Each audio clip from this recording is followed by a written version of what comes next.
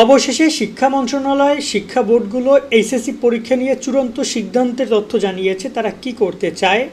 এক্ষেত্রে অনেকেই আশা নিয়ে বসে আছো পরীক্ষা পিছাবে, কেউ আবার খুবই রাগ দুঃখ কষ্টে আছো পরীক্ষা দিতে চাও পরীক্ষা পেছনের বিষয়গুলো নিয়ে। অনেক শিক্ষার্থীরা দীর্ঘদিন ধরে আন্দোলন করে আসছিল, তাদের আন্দোলনের মূল প্রতিপাদ্য বিষয় ছিল তারা পরীক্ষা প্রস্তুতির সময় পায়নি। জুলাই আন্দোলনে তারা ছিল, যার কারণে তাদের পড়াশোনা অনেক খারাপ হয়েছে এবং পরীক্ষার আগেও পর্যাপ্ত সময় না পাওয়ার কারণে তারা কিছুটা সময় চাচ্ছিল। তার মধ্যে করোনা এসে উড়ে এসে জুড়ে বসেছে।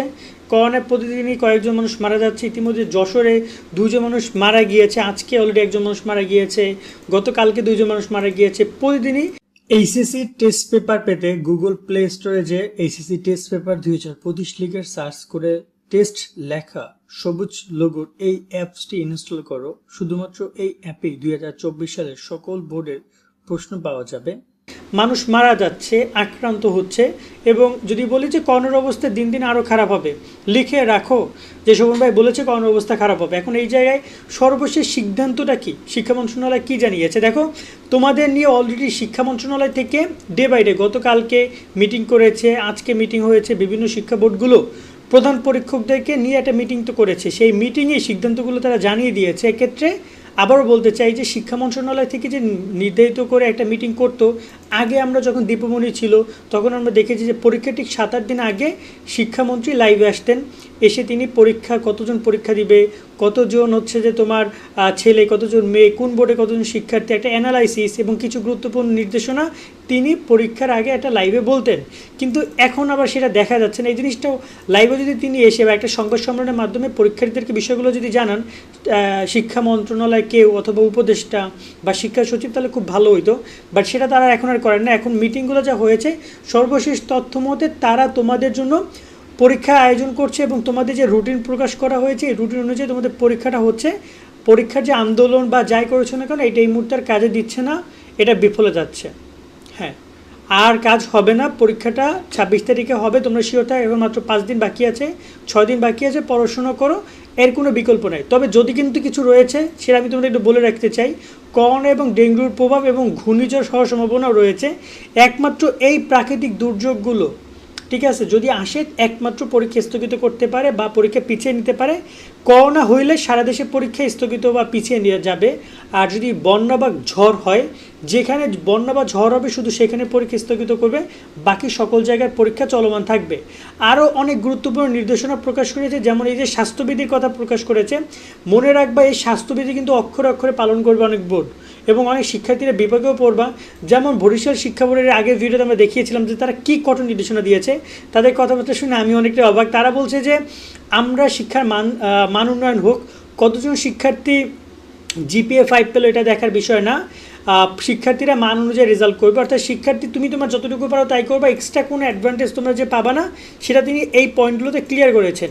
সো এক্ষেত্রে যদি বলতে চাই যে এটা নিয়ে আমি অনেকটা দুঃখিত, আমি দুঃখ প্রকাশ করছি। কারণ জানো, কারণ আমি চাই যে পরীক্ষাটা এটা নিউট্রালভাবে হোক। কীভাবে? যেমন ধরো না যে 24 ব্যাচ, 23 ব্যাচ, 22 ব্যাচ যে সকল সুবিধা পাইছে তোমরা অন্তপক্ষে তা কিছুটা হলেও পাও। তোমাদের জন্য একদম কড়া করে। আবার 26-27 থেকে আবার যদি নতুন সরকার আসে, সরকার যদি পরিবর্তন করে, অবশ্যই তো একজন আসবে। এই সরকারটা থাকছে না, এটা তো অন্তর্বর্তীকালীন সরকার। নতুন সরকার, সেটা আওয়ামী লীগ করুক, সেটা যে কোনো দল করুক, বিএনপি করুক, যেই করুক না কেন, সে যদি আসে সে তার মতো করে শিক্ষা মন্ত্রণালয় পরিচালনা করবে। সেক্ষেত্রে উচিত ছিল আওয়ামী লীগ সরকার আমলে বা যেভাবে স্বাভাবিকভাবে শিক্ষা মন্ত্রণালয় চলছিল সেভাবেই চলে। এই যে নতুন নিয়মগুলো এটা শিক্ষার্থীদেরকে অনেকটাই বিব্রতকর পরিস্থিতির মধ্যে ফেলছে। এমন যেমন একটা কথা বলে, এই যে ক্যালকুলেটার নির্দেশনা দিয়েছে, কী দরকার ক্যালকুলেটর নির্দেশনা দেওয়ার? ক্যালকুলেটর প্রত্যেকবার বলে দেয় যে এই যে তোমাদের রুটিন আছে না, এই রুটিনে বলে দেয়, এভাবেই, এর বেশি কিছুই বলে না। এই যে রুটিনে কয়জনে বলা আছে দেখতে পাচ্ছ 10 নম্বর পয়েন্টে, পরীক্ষার্থীরা পরীক্ষার সাধারণ সায়েন্টিফিক ক্যালকুলেটর মানে নন প্রোগ্রামেবল ক্যালকুলেটর ব্যবহার করতে পারবে, প্রোগ্রামিং ক্যালকুলেটর ব্যবহার করা যাবে না। সিম্পলভাবে বলে দিবে, বাট সেটা না করে তারা এতগুলো লিস্ট দিয়েছে যে এর বেশি ক্যালকুলেটর ব্যবহার করতে পারবে না। লাস্টে সিডব্লিউ তারা অ্যাড করে দিয়েছে যে সিডব্লিউ ইউজ করা যাবে। আরও একটা ব্যাপার হচ্ছে এই যে তোমাদের নিয়ে আরও এই যে আসন বিন্যাস নিয়ে তারা যে তামসাটা করছে।